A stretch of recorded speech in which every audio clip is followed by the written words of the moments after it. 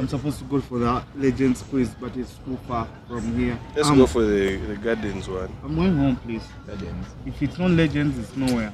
I was going to say something, then I remembered this thing is recording. It's okay, you can cut things out. Wait, but Gardens is next to your home. Yeah, but I prefer home.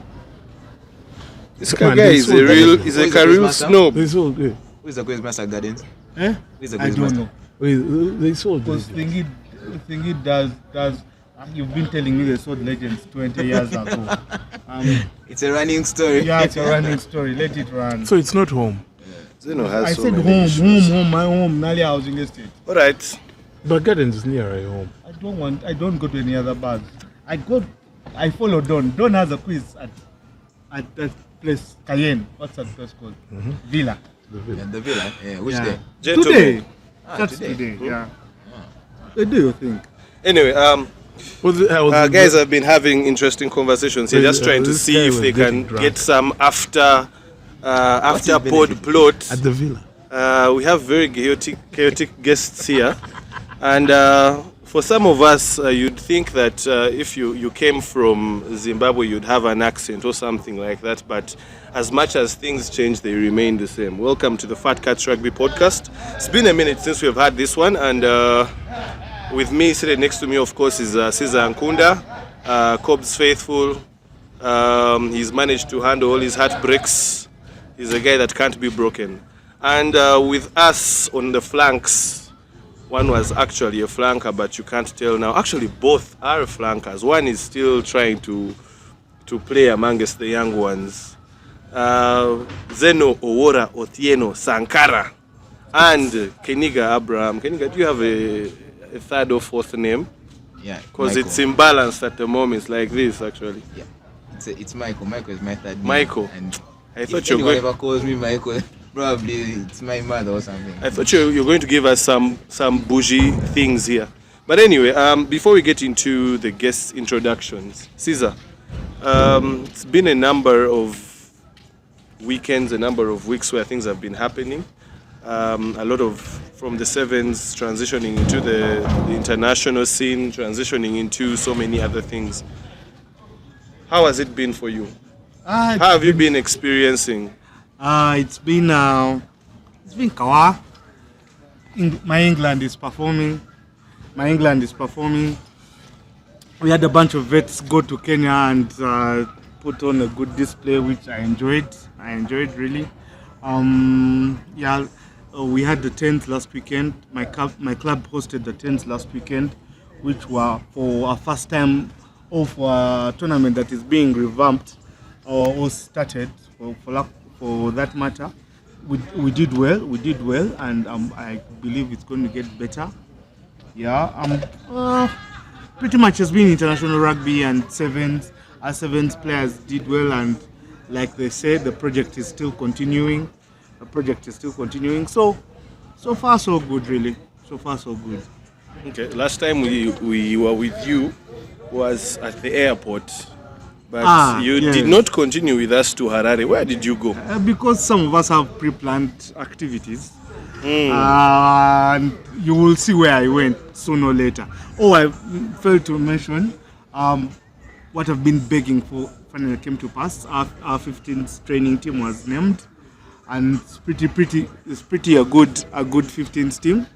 It's a good 15th team, and if we can support the coaching staff and the technical team for their plan in 2027, it's a very good bunch of players to call. Maybe then some of our fans will stop powering beyond people. You think you can be petty? Okay, you wait when they come for you. But anyway, away from all this chaos, just now discussing or just giving brief introductions about the gentlemen that we have with us. Starting with Keniga Abraham. Of course, there might be a couple of things that I've missed because you guys seem to be very busy in a lot of things. Keniga has been a bit quiet of late, but one of the people that were part of Rugby Nation UG, one of the many media brands that have been in rugby, and I think later on we're going to discuss why many of these brands come and go. I think he's a surveyor, if I'm not mistaken. Quantity surveyor. Quantity surveyor. Okay, very interesting. Quantity surveyor. Part of a popular show that was on Kratos Rugby called Kasemiti and Stools. A Rotaractor. I don't know if you should be in I'm Rotary quite now. inactive, man. You're inactive. Yeah. You've refused to transition to Rotary. Okay. And player became fan, became media personality, turned player again with Mongas and Django. I hope I've not missed anything there. And a Pirates fan, even when he denies it. Oh, I just have like it's what do they call it? You have a soft spot for something. Yeah. Yeah, but I'm an Ntebe person and I'm a Mongas fan. All right, and then on her right, a man who's He's a seemingly... smarkist. Did you put that? Oh, I'd forgotten. You. He's a Weevo. Whatever you call it. Off air, we're having discussions about it. We'll We'll get into that There's a later. reason why those discussions were off air. Anyway, then Zeno, Owora, Othieno, Sankara. Also, it I know Zeno doesn't need an introduction. I also don't know. Man. We are losing that. You The know- guy is too known. When you bring out Zeno's intros, there are so many things that you probably could miss out that it puts you on a lot of pressure because he's everywhere and much. anywhere. You know, But like- from what I know, I don't know if it's still his current position. He was director of rugby for Chambogo. I don't know if that's still the situation. He's going to address that. He's CEO of some football team. Did you know that? I didn't know that. I had grapevine issues, but I don't want to indulge in that. He is part of Nyumbani estate managers, some of the best real estate people in the country. Also, one of the gentlemen from Kasemiti and Stools, which was on Kratos, and also part of Rugby Nation UG. So, Mr. Zeno, thank you for gracing us yet again with your time. I mean, you've joined that elite class of people that have been on the Fat Cats podcast more than once. Yeah, so I'm competing with you now for numbers. Thank you. Oh, by the way, it's my debut. You didn't announce that. Oh, man, we have so many debuts. I think, I think in the world now I'm left with only one job, and I'm doing it very well, and that is of being a father. Mm. Yeah, I think the rest of the jobs. How's don't- fatherhood? I don't know. It's very emotional. It's something I'm not used to dealing with, and it's very shocking. But the rest of it, it's just seeing a new you or a mini you. Like you can get someone who is like you but not you. Like, you know how like you're loud and you hear someone loud in the house. Mm. Who is that loud person? Then you have to remain yourself. You're loud. You know, like someone gets like it's strange how it repeats. Like someone, my daughter got sick, and my mom comes up and tells me, you know, you're actually sick of something similar at that age. You know, so it's quite a crazy experience. I wish anyone and everyone could follow it. Yeah, But it's my joy. I think Caesar has gotten that message very well. But anyway, for those that are wondering, today we're not... And for clarity, I'm no longer director of rugby. Okay. I'm not CEO. I'm not. For this year, I've taken a hold on very many things. Like I said, I have one job and I'm doing it well. Yeah. So at the moment, I still do work with Nyumbani. Mm. Yeah, but it's something that is ongoing as we change our strategy. But of all the things I'm happy for, today we're at Kings Park, one of the Nyumbani projects, one of the places I can be proud to visit, because we've had a very huge hand in transformation, mainly of the floors. Yeah. And I'm trying to create the most opportune atmosphere right here. Great. As he has said, we're at the Kings Park Arena, which is home to the Rugby Chill, that will be hosting the celebration of their 3 years anniversary this weekend, which is also an Independence weekend. It's going to be quite the long weekend, so 2 days of epic action. Of course, Saturday having the party led by Vink, and then Sunday having the touch rugby that is going to be culminated later on in the evening by Akadop Band. So the weekend has a lot in store, but you can see from our background, the bar area, the whole setup, there's of course going to be a whole different transformation for the weekend. So spare some time and make sure you come through. So gentlemen, let's dive right in. I mean, we have lost a lot of time, but let's see how much we can salvage within the time we have. Starting with you, Keniga. First, I want us to go through just offhead 2023, January up to September. What is your thought about rugby? We've had so much going on from the 15s to the 7s to the internationals. The women have also been training, gearing up for Tunisia in October. We've had we've had the elections as well. Before I forget that Mr. Zeno was confident enough to Protestant. to partake in. He will let us know what he thinks about that. But maybe just starting with you, what is your general sentiment about rugby as it has been in 2023? First and foremost, let's start at the top. We have to acknowledge excellence. Pirates have their top rugby story of 2023. They won the championship when I could not have given it to them, and they just dominated the 7 series together with the female side, the Black Powers. So first of all, you have to recognize the institution that they are, and of course they've built. And if you go back from the last time they won the treble, is it a treble? Yeah, 2018. And the slump they went through when they changed the home ground and all that. It's quite remarkable what they've done, and kudos to them for. If you look at their trophy cabinet, it's just I don't think there's another club. Okay, probably Heathens could say it, but their trophy cabinet is quite. Heathens' trophy cabinet is crazy. Yeah, of course, crazy, yeah. There are a couple of fans that will say half of those trophies were doctored or engineered, but. Yeah, usually, of course, that is it's suffering from memory loss to say that. Nostalgia is good and all that, but I feel like those are just sour grapes from people that were unable to. Without Heathens, without Cobs, there would be no rugby in Uganda. Without Heathens, Uganda would not have turned into a dominant rugby force in Africa.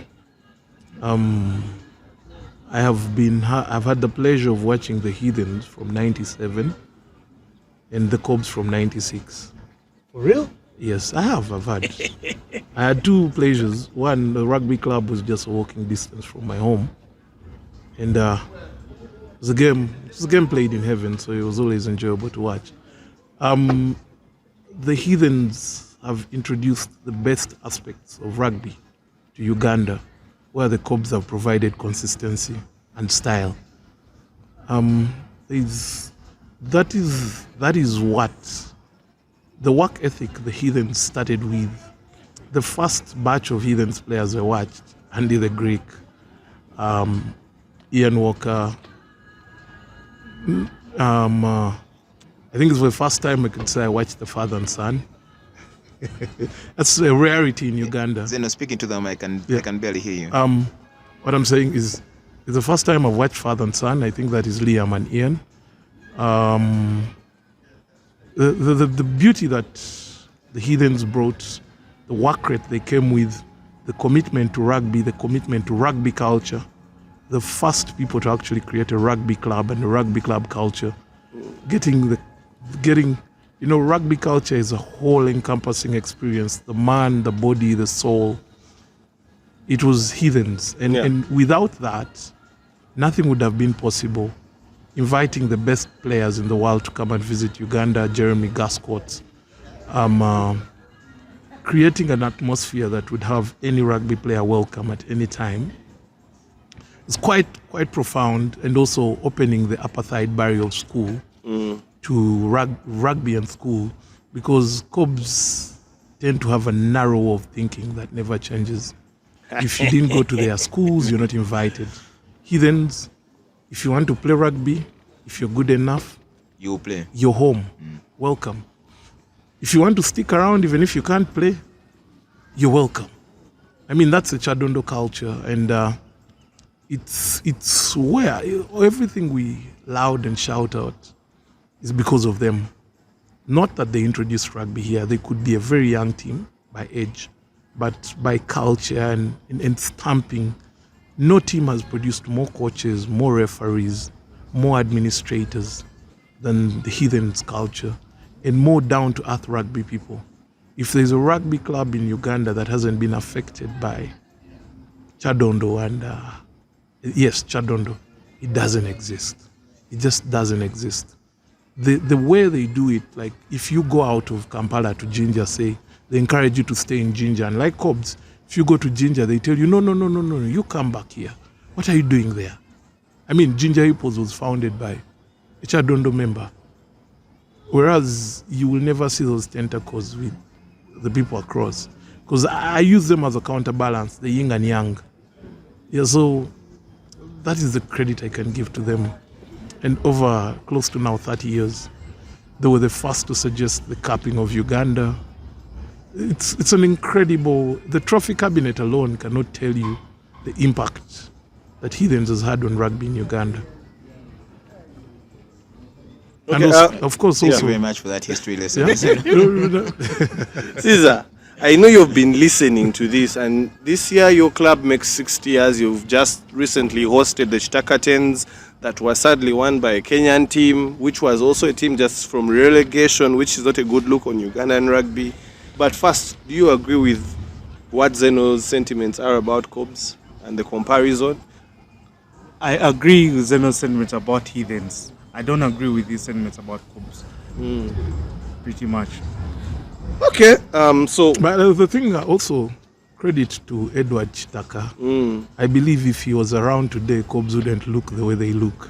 I also believe so too. Chitaka was the first man to bully his father into securing a lease for Kampala Rugby Club that was eventually sold off again because of recklessness of some people from Cobbs.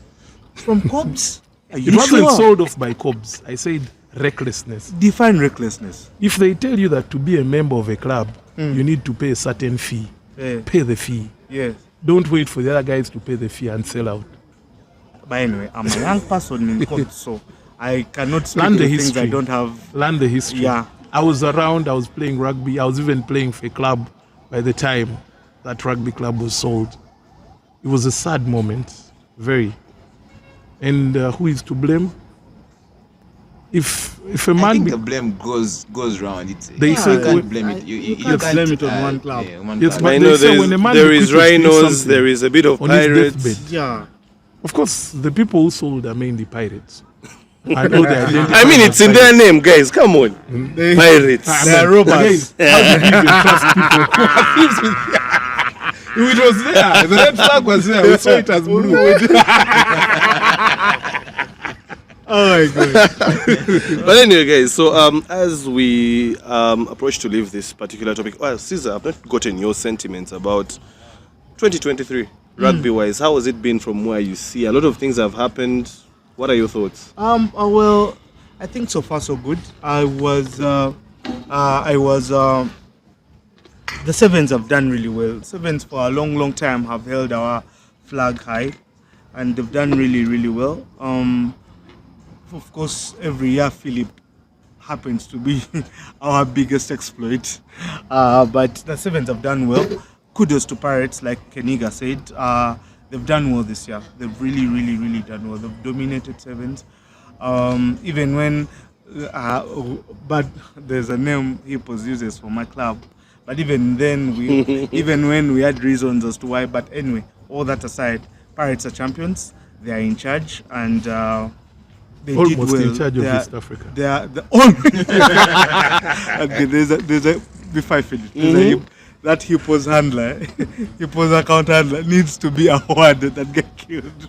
Anyway, Pirates, kudos to them. They did well. They did really well. And our under 20 went to Kenya. They did what they could. And you see the system. I hope they can hold that team together. There's a rumor that there's university something coming up if that entire under 20 team can flock into the university games and all that stuff, like they're doing the university sevens, I want to believe rugby is. Of course, I can't fail to mention that SMAC are the champions of East Africa. They're champions of East Africa. They're in charge of East Africa, and we hope. Proud moment. We hope some school was trying to say we did it. Rubbish. Anyway, let's go back. So there are good points, there are positives. I want to believe the election went well. I want to believe because I believe the current leadership is going to do well. I really wanted Zeno in that leadership. People say I have a soft spot for Zeno because he's my friend and all that stuff. But when you interact with Zeno, you get the gist that his rugby brain, his ideas are very, very good. But Zeno is like a Muntu, so to say. A man who has General Muntu, sorry. A man who has ideas to run this country very well, but he can't win an election. That's Zeno. People hate him because of his ideas, but we all know his ideas can what? Help shape the sport. But the current leadership, congratulations to them. They are going to do well. I believe they're going to do well. We have international 15s rugby back. I hope it can stay. Fat Cats is doing well. So rugby is doing well. The year is doing well. I don't think I know a more positive person than you, Caesar. Your POV is always positivity and it's good to see, but Caesar, I think we have sat a lot. We have sat a lot. This is the point where we even stand, and now let our guests sit. For us, we're going to stand a little bit. We are fat. I think I'm very happy of what Zeno said. I like his spirit. He's always optimistic, even in the worst.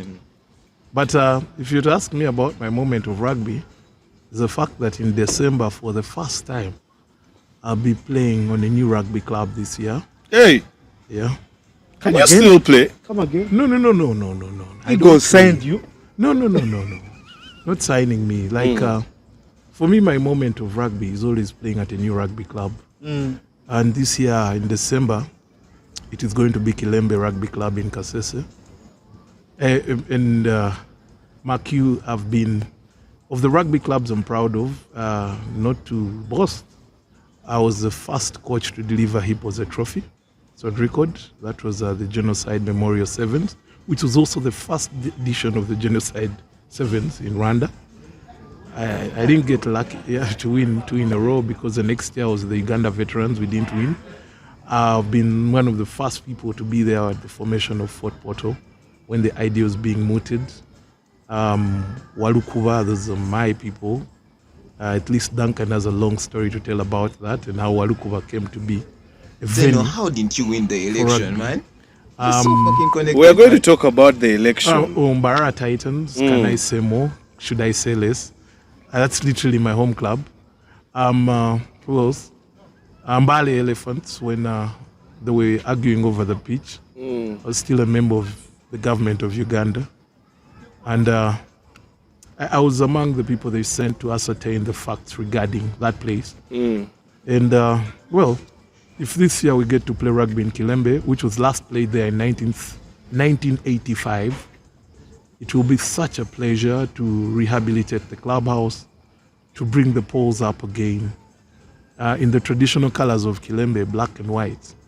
It would be a very pretty much emotional moment because it was a great club, and sometimes part of the future is preserving your history. So yeah, for me, I think that's going to be my greatest moment of this year, like having a feel of the new rugby club. And it's always shocking by the time people get to know there's rugby somewhere.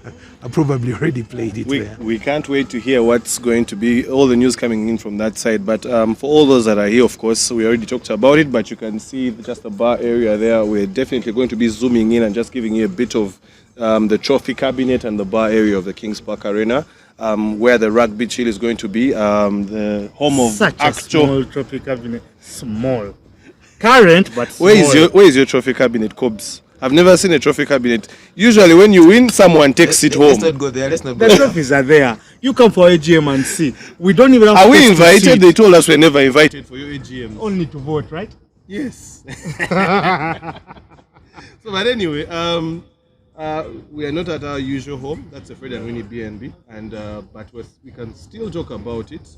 Of course, it's a serene place in Kisasi where everyone gets the chance to have a getaway from home. If you have people visiting, still they can go there and enjoy the self-contained rooms, enjoy the barbecue, and enjoy the chef that's at your disposal for whatever you need.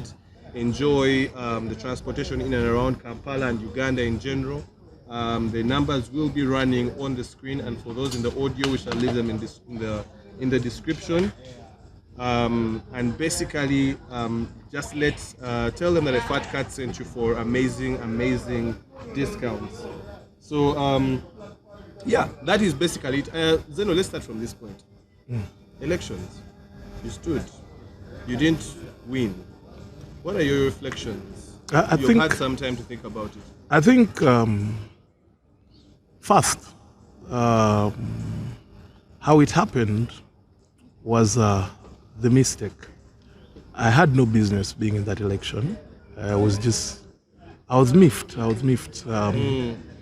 Last time when Chambogo failed to qualify, I felt I had a bone to pick with Olaro.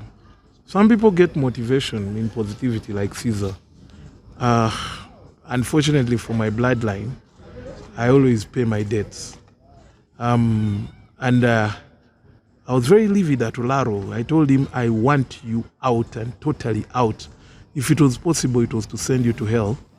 And credit to Olaro, he's a really patient man, because I threw the kitchen sink at him. On a personal level, I told him very many things I shouldn't have. No, this is not an apology. I can't apologize to him. He's still the idiot he is. Well, he's an idiot, but he beat you in an election. No, Olaro didn't beat me.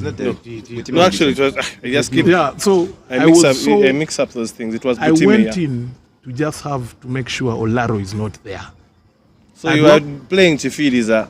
No, I'd worked with Olaro at Mongers, and the one reason I stepped away, I was club captain, and there was a 10% commission on our allowance. And the racket involved his brother, and I highlighted it that. And then naturally I had to go, which was okay. I was not. So when it came to the Chambogo issue, a man I was talking to the day before refused to pick my call the next day. And then we ended up in court. All of us wasting money, emotions are up. So that was the moment I decided, you know what, anyone can be there. I don't even care who is president. I just don't want Olaro near. And credit to me, he started his campaign early. But every place he would arrive, I was already there. Because I remember he went to Mbale. He found I was already chilling in the bar with all the Mbale. And I told him, everywhere you go, I'll be there before you. And I have more clues on how this country works. And so when he pulled out, I kind of lost morale. But I'm the man who says, who will stand by my word? I said I was running. I even told Eric, you know what? I was never really interested in this. I already have too many commitments. Please have it your way. But Eric agreed with me. Then the next day he made an alliance with Tonchu. Then I told him, why are you making an alliance when you've already won? So let me give you a good contest to the end.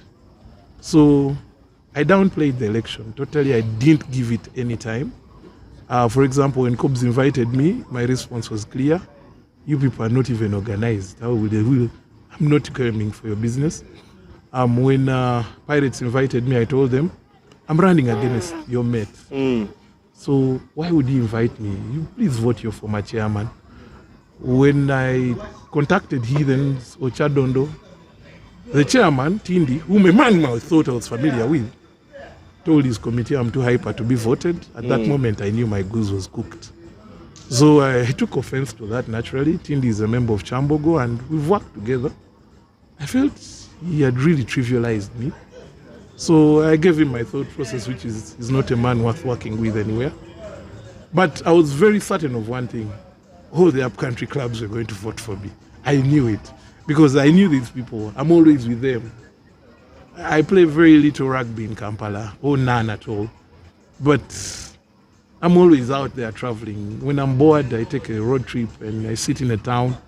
I don't like really drinking a lot, so I sit in the town and I object to that. if there's rugby, I know, I'm surprised to hear that as well.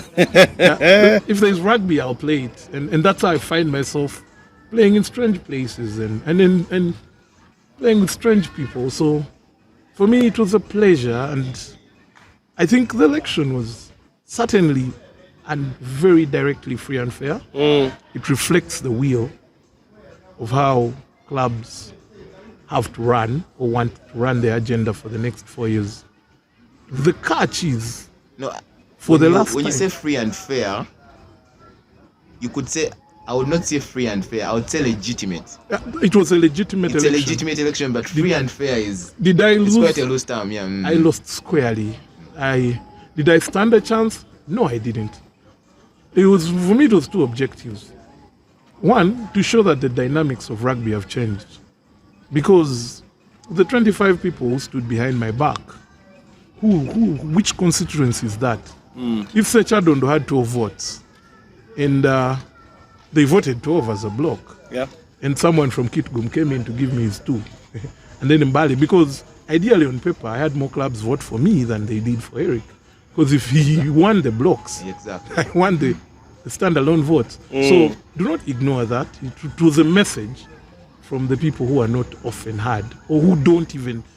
You see, it's easy for Caesar to assume rugby begins with smack and ends at Cobbs. But, or maybe for him, like he's told you, his achievements are the sevens team. I don't think Kilembe is dreaming of producing a sevens player for the national team next season. Neither is Fort Porto, neither is Kitgum, neither is Mbale, neither is. So, Yeah. what is the objective? What does it speak to? It speaks to the concentration of power when it comes to Not rugby. even the concentration of rugby anymore, It's the but the concentration concentration of of power. power. So, can I change that? No. Because even if you go up to world rugby, that's how the system works. Am I trying to Yeah. pick you guys right when you say that you feel like the concentration of power is centralized? No, Without it is the doubt. changing. Without Because the doubt, the right? barbarians already at the door, literally. The clubs out there already outnumber Everyone, in here. Exactly. So next time, they're going to go and vote themselves in. And you will never have that post again. Because you've already created the line where Cobs, Heathens, Pirates, we vote together. So what do? Let's create Njeru, Walukuba, Mbale 2, Mbale 3, Mbale 5. And it's happening. And the fact is that there is a huge geographical region Yes. than Central. So, by it's the next inevitable that election- power is going to be By the next distributed. election, this is the last election where a member of Pirates, Heathens, or Cobs will make it to EXCOM. The next to be on that EXCOM, you have to be either charming or totally blank to club affairs, like you Moses have Magogo. So you're saying there are no charming or blank to club affairs from the 3 clubs you've named? After working with them for some time, let's take the 3 chairmen right now. Daniel Chanowiro. No, if we're saying hypothetically, what is the worst case scenario at the moment? Daniel Chanowira. You put me in an election with Chano, I will eat him But he has done amazingly well for his club. for his club. Yes. Again, You- you're you failing only do- to see the objective of someone in Kilembe today is Concentration of very power. different. Yeah, but you from see, the objective. why am I arguing like that, Zeno? Why am I arguing like that?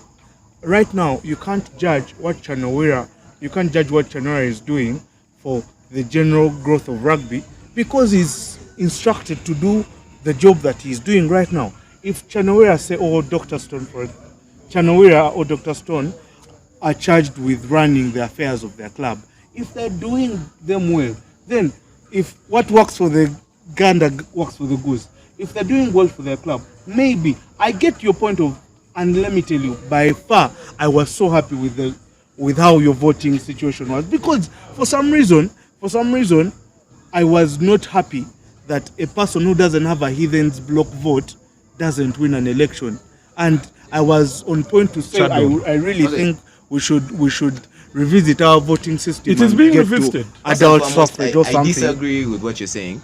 It does what is good for Pirates is not necessarily what is good for Ugandan rugby. No. That's not what I meant. It's exactly what you're saying. I said what works for the Ghana works for the goose.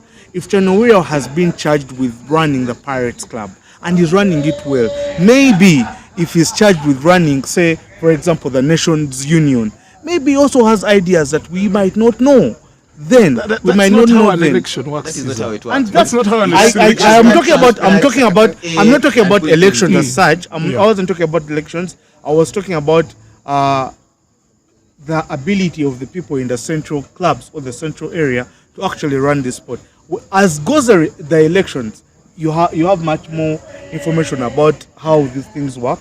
But me, what I want is for the union, what is it called, constitution to change. This business of electoral colleges needs to leave.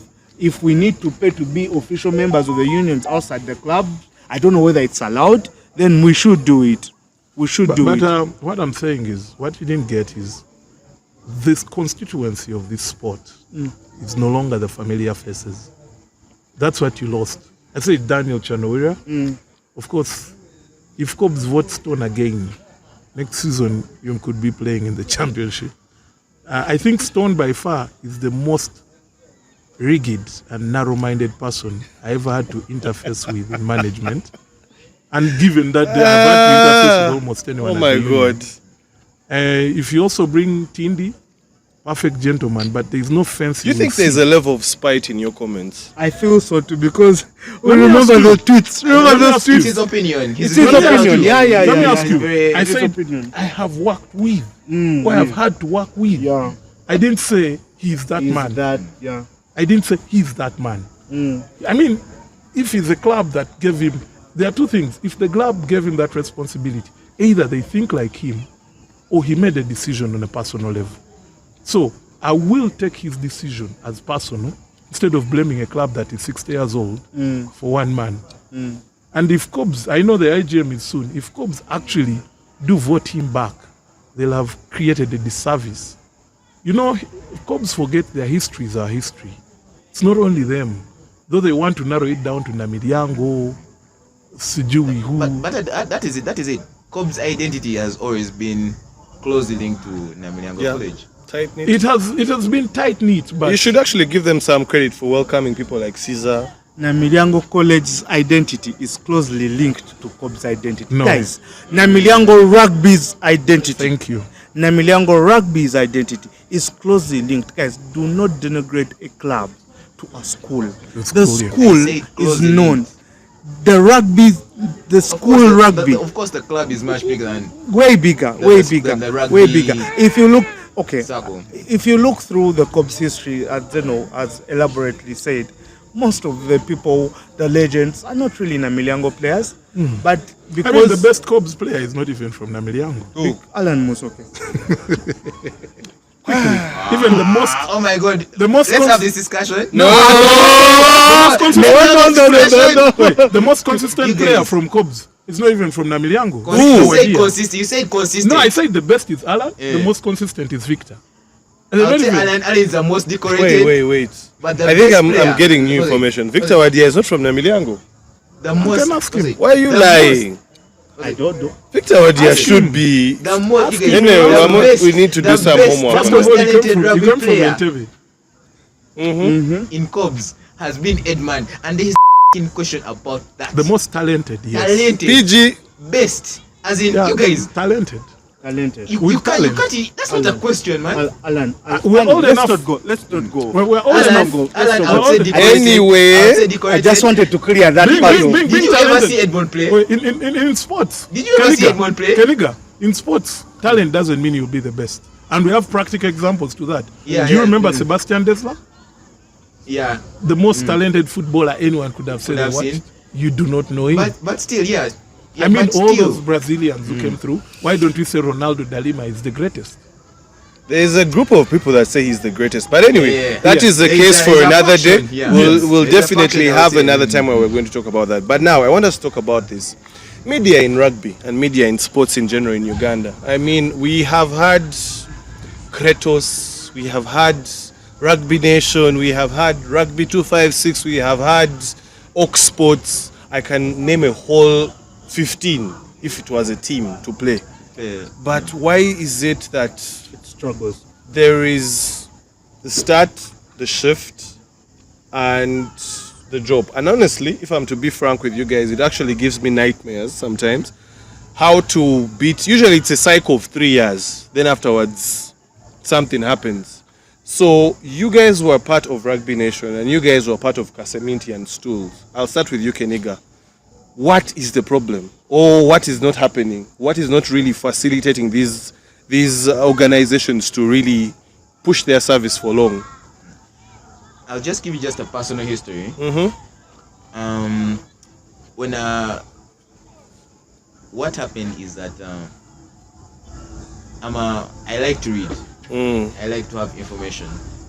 So what pre-Rugby Nation, I wanted content about Ugandan rugby. Yeah. There was a void. I felt I searched everywhere. I went.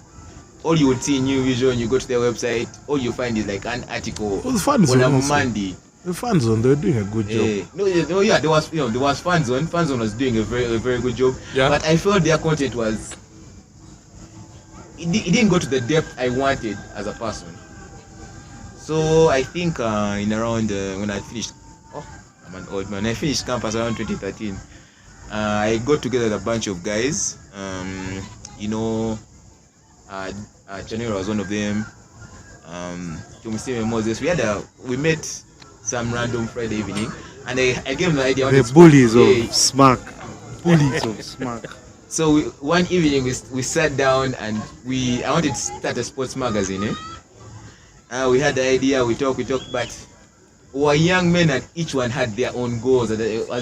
We did have the conviction wasn't there. The idea was there, but the conviction to carry it through was not there. So a couple of weeks later, I meet up with Zeno. Yeah, and he tells me, by this thing called Rugby Nation, you can write something.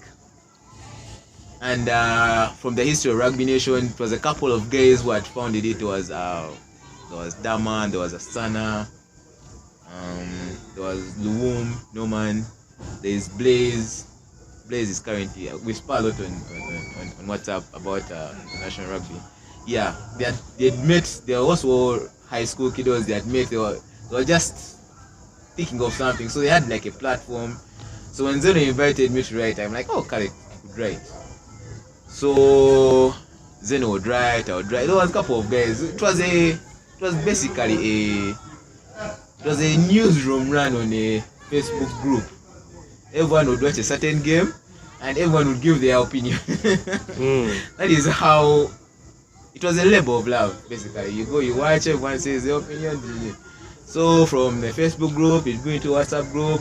Yeah, and the entire group on Facebook started growing and growing and growing. I have to say, I used to look, that was the time when I think I'd really settled in and started playing. I want to call it some serious rugby. I'd really look forward to those team of the week. I would look for it, and every time I was not there or not on the special mentions, I would ask myself, what did I not do right? I have this thing in my mind where I always replay, and I'd be like, what happened? What did I not do? How many times did you make it? I made it like 3 times. Yeah, you made it a couple times. Let me tell you guys one thing. I actually want to address this. Some people do not know that there are a lot of average players in these big teams.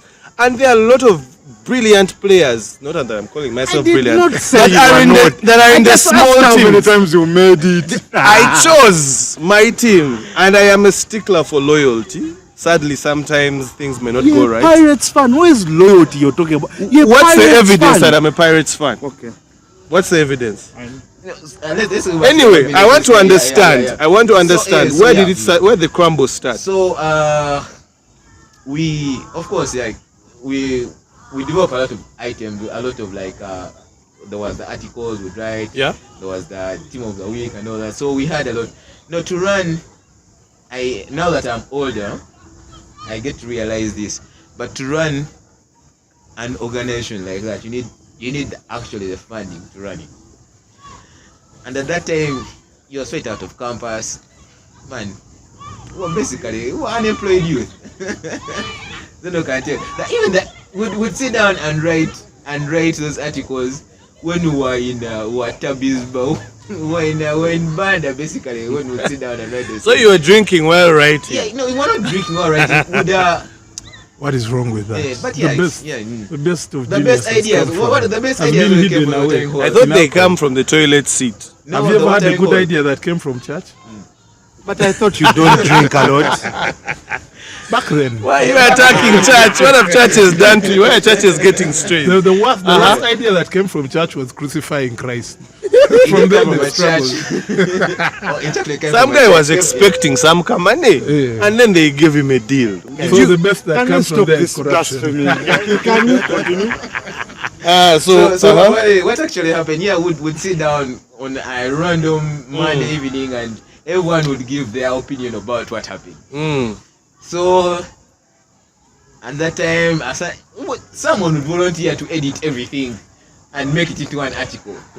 Then about team of the week, everyone would say, player X did X and Y. I want this player to be there. So it was a very democratic discussion about what happened on the weekend. And I thought that is what a newsroom should be. From my later experience, that's what a newsroom should be. So team of the week was actually a very contested topic. Yeah. There would be strong opinions uttered. Okay. So that comes up. Of course, we are the to run and like I was saying, to run an organization, like you need funding, because Exactly. these you're creating value, and so once you create value, there has to be a certain reward for the people. So yeah, we met around, we got around, we met a couple of people. There are people who used us for their thing and were never paid. Who are young men? We didn't know what we didn't know. Just to put it into context, we didn't me know and what Keniga were the old heads at Rugby Nation. exactly. Yeah. Wow. And 10 years ago, we were 25. Exactly. Yeah.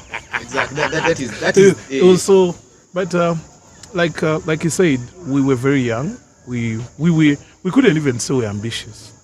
It was just the flow. It was a labor of love. And then for me, the biggest win was it was the first time. You see, most of us who came into Rugby Nation came from a position of not being seen. You see, rugby has its own set of apartheid. If you didn't go to Budo, Namiliango, or Smack, you don't matter. However good you are. And these were guys who just felt it, like, no, we're not being listened to. And it's a struggle of age also. Every age group feels like they have to leave their own mark. So we're similar age. We had people as young as 14 or 15. For example, like the school games, they were being given correspondence by actual students. Man. So from the under 15 to the... So for us, as long as we guaranteed anonymity that nobody will know it's you, it was okay. And it was like there's anonymous. We just in for it. But I also think we picked too early and too uncomfortably. We grew too powerful, too fast. Too fast, yeah. And then we grew too big that we had to be cut down, which was the rational decision, because we had started making decisions we shouldn't have been making. Money aside, but also questions we didn't know how to answer, because I remember one time when Niall especially invited us, and I think it was someone asked him, how are you going to help us sell beer? Oh my God, I didn't have an answer to that. It baffled me. Yes. It baffled me. It was early experience, but we were not ready for that. But it was also a very early opener for us, because all the people who've worked at Rugby Nation, have been in touch with, have built solid working careers because of that interaction that you're swimming with the sharks when you're 18. Because imagine you're an 18-year-old kid and someone puts a very huge comment on your poster, oh my God. and you'd see people cry in the group, like. And the photographers were the first ones to encourage photography in rugby, and then all sport has just gone. You know, rugby set the bar for how sports has to be photographed in this country, and we were the first to do it. Set a bar about running a full-time. Kawowo came after us. Full-time social media. Yeah, account. and then Kawen, we had that idea, but the good thing is we're young, we wanted to do it. And then I think we peaked when we hosted the first Floodlight Sevens after a long time. The concept of let's see the best team in Uganda if we balance it out. The concept of Floodlights was based on All-Star Weekend. Yes. So we just wanted it to be like a whole celebrity. Yeah, you affair don't and all have to that. be a co. Yeah. You don't have, just let's see what you can What do. you can do, yeah. And then Toli was deliberate about it. He selected 2 teams. One of guys who played up, who played a team of vets and a team of kids, the Casitas. The Casita was their captain. Casito, a pillow. What they call this kid from Ginger, the one who could really run. Etwao. That's the team that won. That's a team that won. And Toli. By rounding a one. Those were very, very beautiful games, by the way. I must say. So those were beautiful. For games. us, that was the peak of our power, because after organizing that, we were done. Remember the We first. organized, no, just to create, we organized it with a bunch of, there was like a whole team that organized that whole Yes. thing. That But should be but given credit for us, after that, it was a struggle for what do we do now? Where do we go? Remember, we are talking now. Me, I'm 25. There's a guy in no at that At the time. I'm At that 25. I'm the old head. There is someone in my team who is 19, who is 17, who had to leave school to come and watch floodlight rugby. And what more does he want? He can't even fathom what next. Because we selected a team, the argument, and we were always writing it, that the Uganda Sevens, and I want to give a detailed analysis of how the Sevens program should evolve. So the analysis was these old guys are there for long, but you remember those old guys were now my age mates. Michael, Bisho, Chikawa, those were my guys. We're having that argument in the group because me and Michael, these are my guys. No, you guys, the young kids don't know. Then our son on their side is like, no, you guys. You have to These see young Pepe kids play. are different. Bijik is the bowler. He thinks he is. Epilo is the man he thinks he is. Easy. So like, why are we quarreling? Let these guys play each other. So we set it up in a way that they would only meet at the final.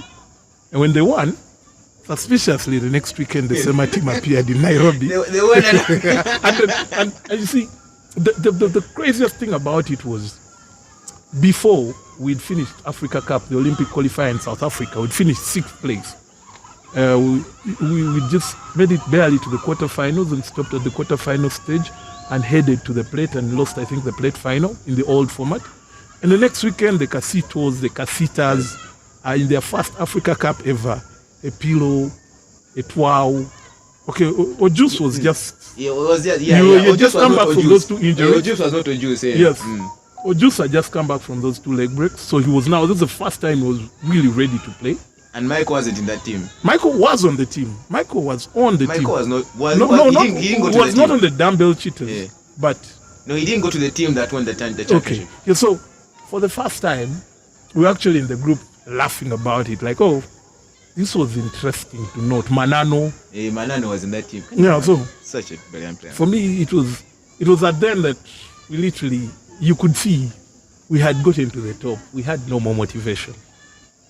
From there, okay, for me personally, when they banned me, I said, Oh, yeah. By the way, I never spoke about that. When I think how Zeno was like kind of like team head for like Rugby Nation at that time, his opinion like really mattered. So when Zeno, that whole beer incident comes up, Zeno Allegedly. banned. It's all allegedly. Yeah. Poured beer on it. He allegedly poured beer on a Namibian. Was it Namibian? yeah. Yeah, a Namibian official. So I think Zeno fell out of love with rugby, and he left it. Like Zeno had brought me into this group of these young men, And then he left you and he left me there to swim alone. to swim alone. So for one whole year, Zeno was uninvolved in the management of the entire Rugby Nation. It was just a couple of guys were just trying to find a way forward about the whole thing. And by the way, from that day, I don't think I've ever written about rugby. From actually that time, I think I was banned in 2016. I have never written about rugby. Like, even when guys, the only time I ever wrote was for the Chambogo website. The one game where my team manager felt like he had been cheated, and it was a game against Stallions in Chambogo. We won, but the injury count was so big. So he felt like, no, Stallions played bitter, dirty. So he wrote an article and the team manager sent it to me. I said, no, let me just write it this way. And from then, since Rugby Nation, I've written one article about rugby, but I have written about very many other topics. I've written about barefoot geologists. I've written about Jose Chameleon. You'll not even believe it. So with Casaminti and stools, what happened? Because I remember, as we're actually trying to close, because we need to go and have some beverages. I think there's a lot more we have to There's a lot more. We definitely need a part 2. So as the story with RINU Rugby Nation and thingy, a close link. So when Kratos comes up, Kratos had like the financial muscle. They come in and they're like, we want the best there is. They don't show it outwardly, but they have everything. They have broadcasting games. They had financial power behind them. There was word on the street that they had financial power behind them. So when you have financial power, when Man City comes for you, you're going to go for them. You want to play for them. That's only natural. As in, so Kratos comes in, and I think they invited Zeno for a podcast. One of their podcasts. They were the first rugby podcast. There was a rugby show in the day. Which one? Called Rock and Roll. Yeah, it was on NTV. It was called Rock and Roll. I don't believe in those mainstream things. I don't mean to attack them, but I don't believe in them. Okay. And the depth of the information. Eventually, everyone becomes mainstream as you grow. Yeah, exactly. So it was Rock and Roll. So when Kratos comes in and they have their podcast, it was Lewis who hosted it, right? Yeah, it was Lewis. Yeah, and he invited Zeno one time, and the podcast had like super views, what. Then some other time, Zeno, I think by that time was Rugby Nation, because before, by the Rugby Nation, even Lewis wrote Rugby Nation. Lewis has written for everyone in this country. When you look at almost everyone covering rugby today, at some point we trained them. Yeah. So let us know. Yes, so, Ruben, I trained you. So I think you also do some of No, he didn't. I want to ask Ruben a question. So no. So Okay, let me continue. So when they invited Zeno for the podcast, so I think he had the second. I viewed the first one. He had the second one, and he's like, "By the way, these guys have invited me. You come." I'm like, "Man, I've not been invited." So Zeno is like, "You come." I was like, "Yeah, I can take some time off work." So we had I went there, we did the pod, and it really worked well. So I think the head of the organization at that time called in and told him, "Can you have your own show about rugby and all that?" Yeah, and then it's like, "Yeah, I have to do it. I can do it, but I can't do it alone. I have to have someone." So that's when Zeno called me in, and at that point, I think our work with Rugby Nation was like really low. So I think that is when me and it was a good death. It was slow and natural.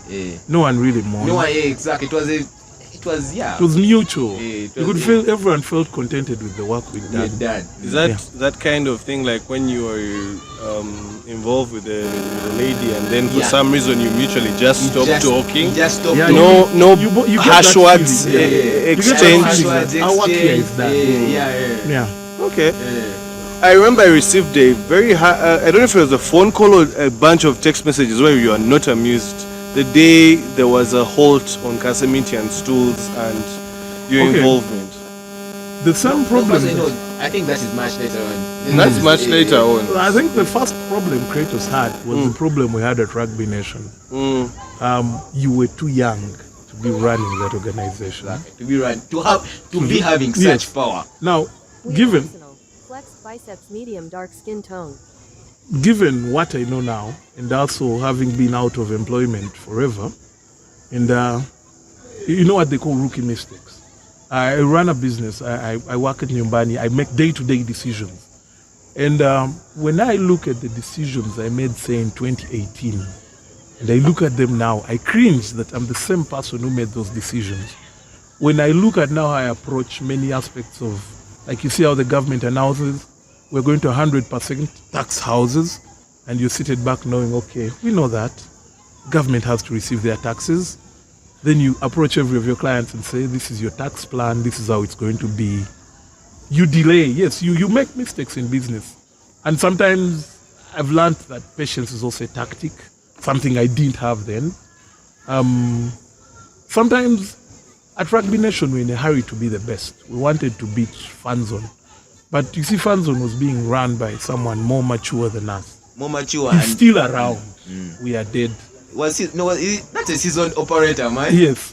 So, I admire that kind of yes. level Now, for everything, when people of ask me, competence. yes, and I Competence tell is them, good. whatever you say about Tonju, he knows what he's doing. Because I have never seen him make a sport decision, even at the worst of times. He always makes the decision. He can delegate as many, but when the decision comes, and so something happened at Kratos. You grew too big that we were literally looking at Kawowo. In Kawowo, Kratos was before Kao. Yeah, Kratos was before Kao. Yeah. no, I can In comfortably tell you. rugby, in rugby, Yes, in rugby, but Kawowo has managed to survive because of the same approach. It's a lazy approach. They're always beating the drum in the background. Also, it's Not not too a lazy loud. approach. When I've in my as I've come across more knowledge, it's what they call, they are playing an infinite game. Yeah, they're in infinity They are playing an game. infinite game. They will survive forever. Yeah, they will survive forever. Yeah. And they will be relevant forever. Forever. So don't worry. You be consistent, produce your one podcast a week. That's it. Stay. That is the bare minimum. but we're One doing more than that. No, that is the bare minimum. Minimum. Say it's back to the basics for you. What when the worst comes to the worst? Even us in business, when the worst comes to the worst, which client do I lose? Which client do I keep? And you know that. And for us now, I've learned that. There are clients I'll tell, I'm sorry, things are not working, go. And there are clients I'll tell, I'm sorry, things are not working. Give me time to sort it out. But I'm not letting go. So yes, it is some of the things, like now I've understood why when you get a venture capitalist, they attach you to a mature person to guide you, because it's not about talent. It's never about talent. And okay, now just to speak figuratively, when people see the sevens team in Uganda today win, they forget it took Tolbert 12 years to win the Africa Cup. So in those 12 years, how many cuts and edits has he done to produce the team that you see? People think of it as an instant thing, that one day we woke up and we're African champions. Fine, it was a new bunch of players, but we don't. You do not win on pitch. There was no system. Don't accuse systems. It's a one person. It's a It one was person operation. for sevens, I can A tell you. system. It It's is a one still person Toli's operation. game. And the systems he put in place in his team. He hasn't yet put any There are no system in systems. place. I don't think It's there's a just system. only because I it's think they're rugby. there, guys. Look at the nigga, some yeah. slack. Come on. I think No. there's some system. Again, it's giving him all the credit. It's giving him all the credit because For work he has done. the improvisation, The work is You the see- work. The work, of course, is excellent. systems, But systems are bore innovation. Mm-hmm. They are bore improvisation because it's a threat to a system. yeah, Because when you always and finally, you cannot always out innovate poor policy. So Toli works under poor policy. He works in a system that just forces him to improvise every day. everything he does. So he he cannot say he's working. His excellence is like the 2 times that a broken clock tells the correct time in a day. Exactly. So it's not like the clock is still broken, but it will tell It its will time take time twice. at least twice a day. Yes. So for me, and I get a lot of inspiration from the way he thinks and the way he works. I have never had a conversation with Toli, but after being in rugby for some time, and when I left rugby to go and manage a basketball team, I literally make them think the way Toli thinks. Like my team has the least resources in the league. We don't have +1 on, we want that player, we'll get him. No. 100% of our players are walk-ons. So for me, it's just about creating that culture. And don't mistake culture for system. You create a culture where we will come and do what we have to do. Because naturally, ideally, it is not favorable. For example, this time I was looking at our sevens team. and only one player was born after 2000. That's a danger. In sevens. In 15s, it's not. In sevens, it is. Only Shimo was born after 2000. Meaning, ideally, the last time Uganda produced a sevens player could have been 2017 from high school. Meaning, all through universities in Uganda, only one player can play sevens. Is qualified to reach that level. Because there's only one player who is still at uni. Now, sevens is the game of risk. Who takes the risks? The young men. Our under 20 means our under 20 can't produce a sevens international pronto. If I was elected vice president technical, the first thing I would always emphasize would be, can players spend a minimum of 3 weeks, a maximum of 3 weeks away from their rugby clubs? I do not want you to tell me, for example, Cobs are the most affected by this, unfortunately. Bring your players, we want to put them in a national team training camp. No. I want consistent evaluation. One of the reasons Kenya Sevens dropped was their players were no longer playing domestically. The new bunch of players know what it means to represent both the home and the away. So here we have a bunch of players who literally are also now becoming that kind of thing. They no longer play rugby here. So we no longer learn from them. We no longer emulate their standard. Yeah? So I want, in the first game of a season, my 19-year-old kid in VAC to be facing Casito. Then mentally, these things check in, you realize, fuck, that guy is... You know, you leave school, you're the fastest kid at school. Then a 30-year-old is rounding you. Ooh, like, okay. I asked the coach, what the hell is that guy doing? Because the Casitos also were not good. We played the Bamburi game and he was crying that his hands were tired of passing. But now, his work ethic has now changed. He's a different player. He's a different player. Now, I want that to be the standard of difference. That even that the other guy in the team says, okay, one. And two, one of the reasons why our sevens look very good domestically, there is no young player playing sevens for all the clubs. I watch very few circuits. But you guys can bear me witness. Who are you seeing for the first time? You guys watched more rugby than me. Who are you seeing for the first time? Be it Mongers, be it Warriors, be it Cobs, be it... Who are you seeing for the first time? Sevens is ideally a 22, 23-year-old game. We use sevens to build our 15s team. We don't use sevens. We don't use 15s to build our the sevens. seven is not the epitome of Yes, what it's not supposed to be the epitome of rugby. It's supposed to be the start of rugby as you head up. So, who is young here?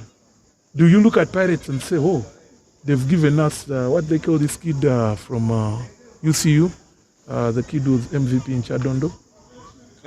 Kamiza. Jones. Yeah, but if I'm looking at a player in his third year of progress, and is now in his third year is when he's making the team at Pirates, means there's already a lot of lost time. Because those are 3 years of training. If I also train for anything for 3 years, I no longer have potential. I'm actualizing. Yeah? So I want, ideally, sevens should be used to blood players into intensity. So the whole program has to be planned near a school holidays, near a campus activity, so that you see, even when you watched University Sevens, were you seeing new players? It's the same old players recycling. And that's a problem. And in my view, when they asked me about it in Chambogo, I told them, I'm not seeing any use for it. Because I've played close to 14 rugby circuits. It was just a workload being added. Yeah, so where we're getting it wrong is these players are at their physical peak, but mentally they are retarding in rugby. Because we have the referees now reffing by instinct.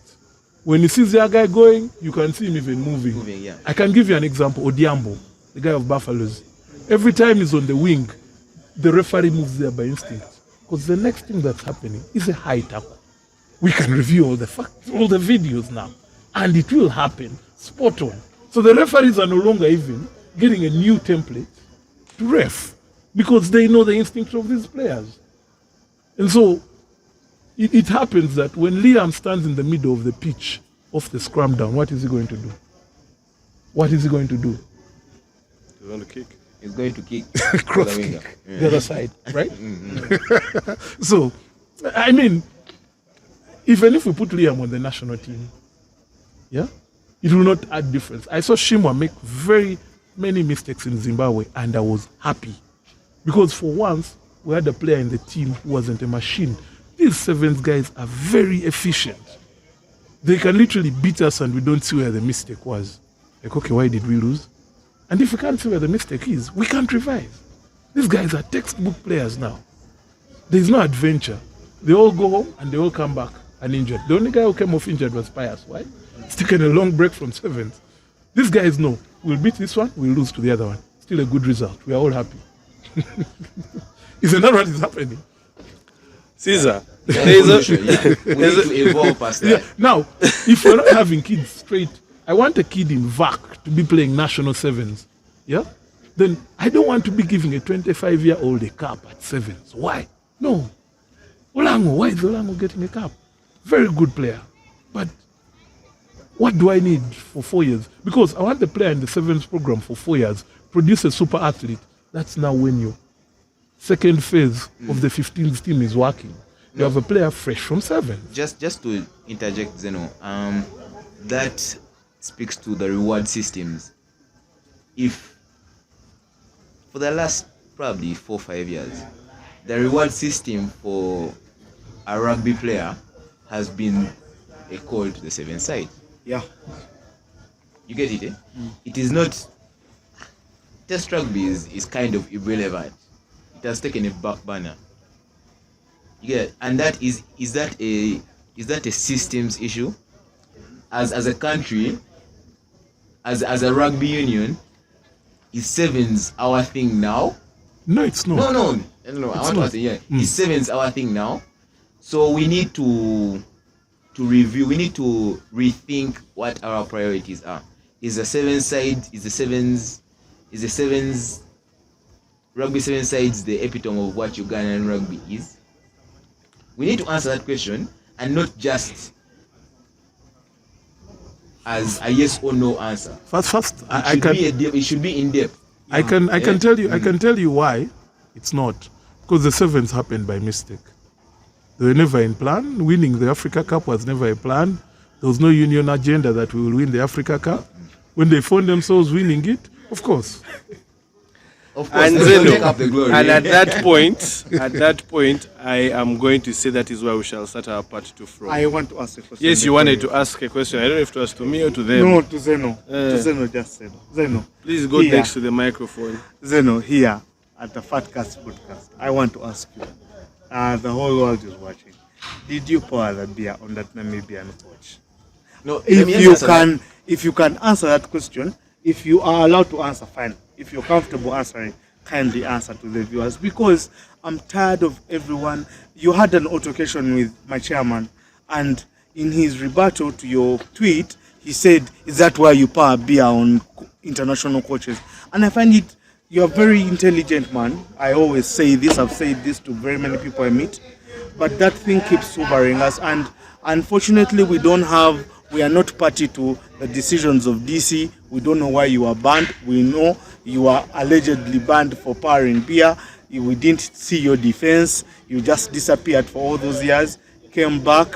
And so I want you, if you're at liberty to answer, did you pour beer on that Namibian coach? Keniga, I'm tired of that question. I think Zeno's pouring beer on the Namibian coach should be like Schrödinger's cat. It either did happen or didn't happen. Schrödinger's cat. What do they call the other paradox?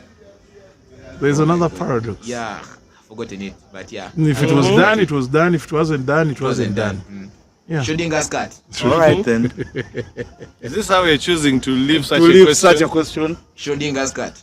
There's another paradox. I'm forgetting it. Yeah, I'll definitely. I'll text everyone about it. Yeah, most definitely. Yeah.